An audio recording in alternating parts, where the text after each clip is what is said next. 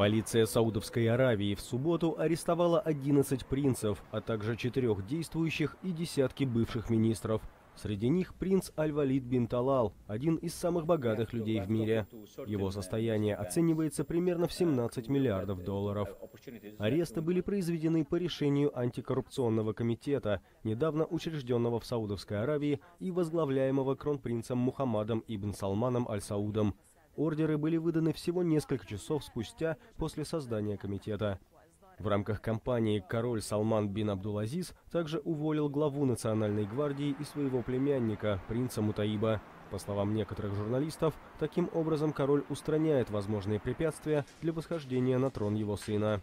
32-летний кронпринц Мухаммад ибн Салман Аль-Сауд занимает также должности второго заместителя премьер-министра и министра обороны Саудовской Аравии, главы Королевского суда и председателя Совета по экономическим вопросам и развитию страны.